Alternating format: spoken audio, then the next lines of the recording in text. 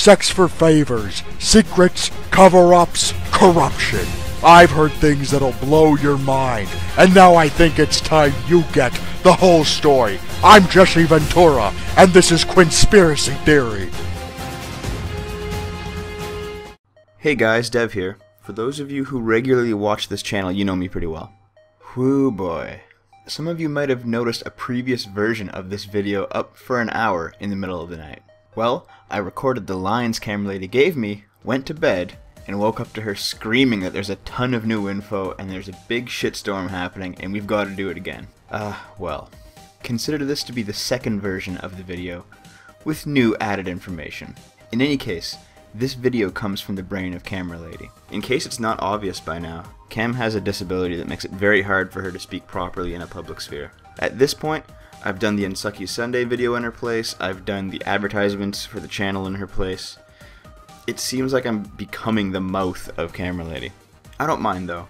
Just know that this video is entirely the product of her own efforts. Let's discuss Legobutts. Here's a background. Maya Felix Kramer, aka Legobutts on Twitter, is a Vancouver resident. On her Patreon, she claims her job is creating connections. That is, she's a PR person. Now, in the Internet Aristocrat's latest video, he mentions Maya in a few interesting ways. We know Maya works PR for many indie devs, including Zoe Quinn. We know Maya works PR for Silverstring Media, a group that's backed by Anita Sarkeesian. We know she helped Zoe dox and DDoS the fine young capitalists. You know, that group that wanted to promote women in gaming, that wanted to make women's games and then donate the proceeds to charity? Oh, and then Zoe Quinn took the idea after getting them blacklisted from gaming media? Yeah. Here's some notes on Silverstring Media. This PR group Sarkeesian is tied to is fairly creepy. Heavily ideological, they hold retreat workshops for social justice warrior concepts with a sharply activist tone. Reminds us of Jesus Camp. We also know that Silverstring and Maya are connected to the PR departments of many of the news outlets that all released articles decrying the gamer identities and subculture. There is even a public Google form where members of these various news outlets and Silverstring staff all discuss their issues with gamers. But we already all know this. This is stuff that's been revealed on Maya for a few days now. Where does the Indie Games Fest, aka the IGF, come into it? Eron, Zoe's ex-boyfriend, came into the Burgers and Fries IRC channel recently. He confirmed his identity and did a Q&A on August 24th and 25th. His method of identification was adding a period at the end of his most recent post on Tumblr. Cyberserker and the other mods of the IRC can confirm this to be the case. Additionally, CameraLady independently verified Eron was who he said he was. Not only was his address in the IRC info panel from Boston, but the name attached, Rough Sketch 1, leads back to a YouTube channel.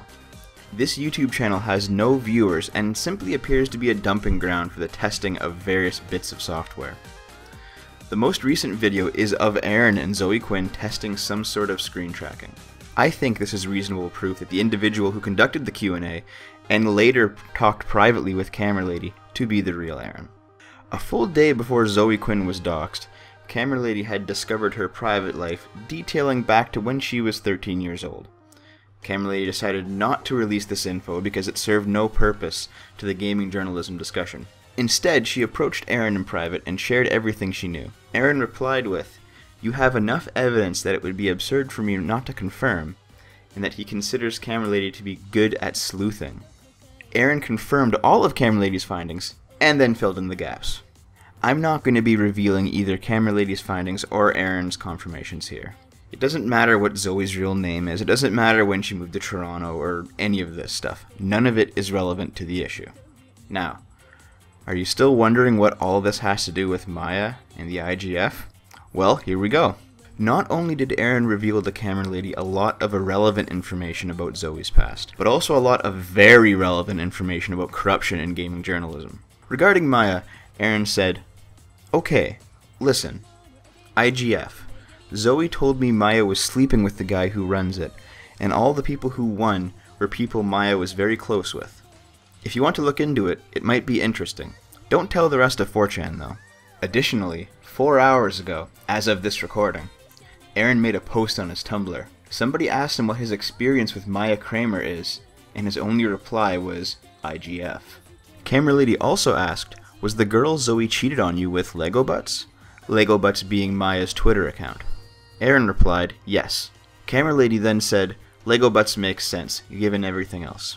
Eron confirmed that one of the censored names on the Zoe post was actually Maya's, where Zoe says, I deleted Robin's and Maya's logs. Eron also mentioned extreme flirting between Maya and Zoe on Twitter, back during his panic attacks.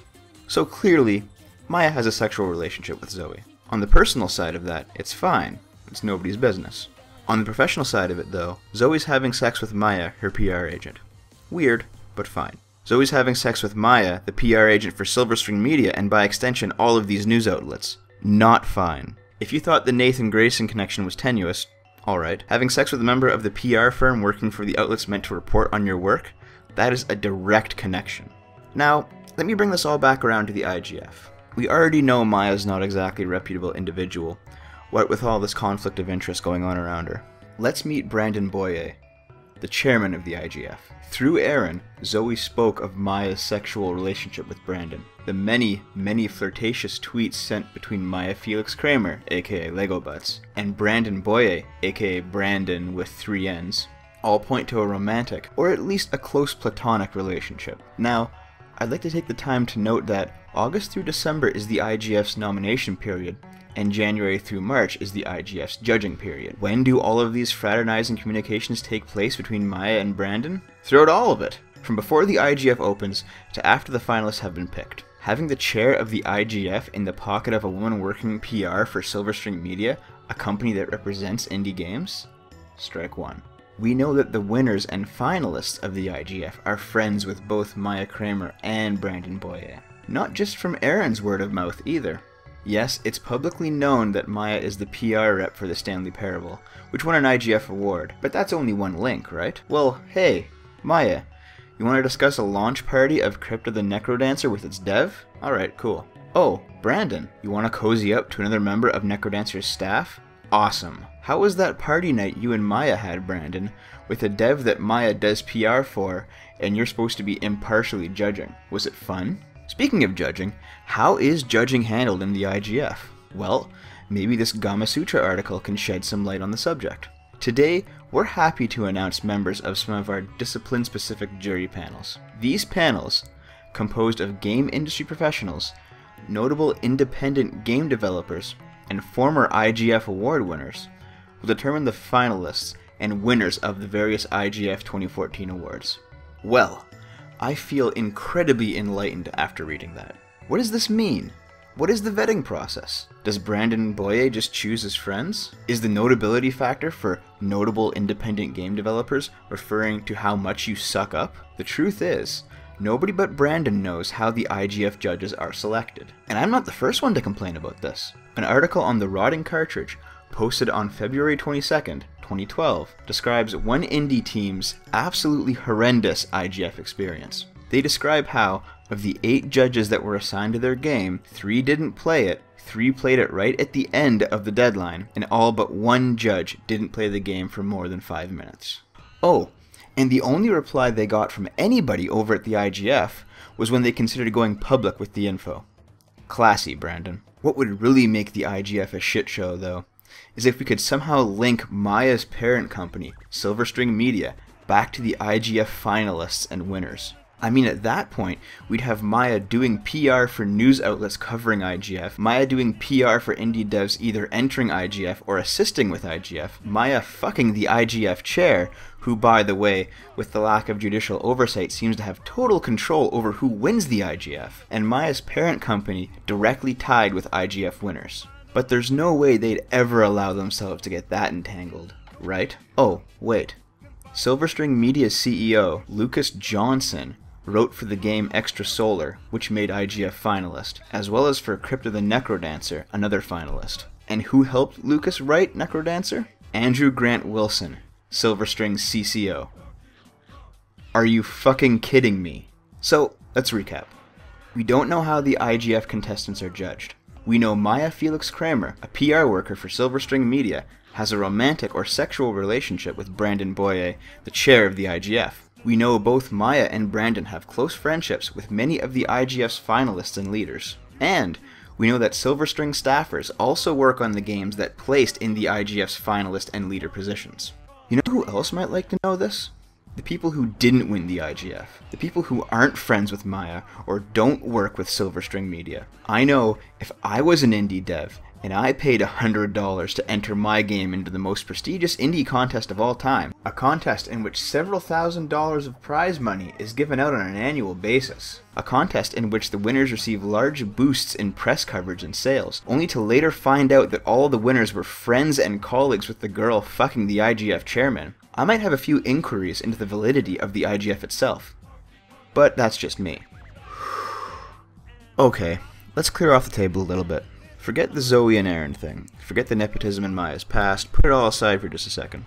Even if you just consider Eron to be a jilted lover and that all of this inquiry into the business practices of these people to be misogyny or whatever, don't you think that the IGF should be an organization independent of all of this? Don't you think that, say, the IGF's chair shouldn't have any relationship whatsoever, friendship or sexual or even business, with the journalists and the developers or any related staff? The fact that it's already happened with Brandon Boye and Maya Felix Kramer is bad enough. What's worse is that the IGF lacks both the safeguards to prevent this from happening again, and it lacks the respect for its contestants not currently a member of the Cool Kids Club. Being able to promote your indie game as a winner in the IGF is a big deal in indie gaming.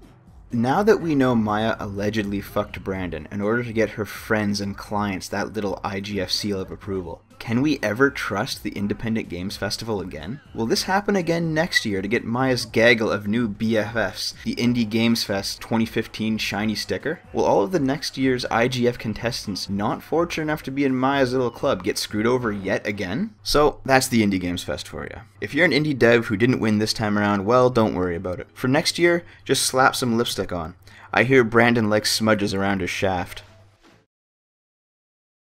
Like women killing video games, because it was like a bunch of women talking about how we get accused of killing video games just for being women in the industry. It was just for being women in the industry. It was just for being women in the industry.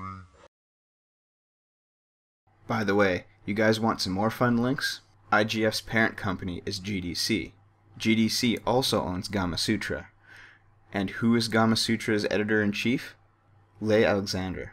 And that one indie game that Silverstring Media worked on and got finalist in the IGF, Extra Solar? That game's also an Indiecade finalist. Two members of Indiecade's chair are Maya Kramer and Robin Arnott, one of the infamous Five Guys. Why does it seem like everybody is in on everything in the indie games community?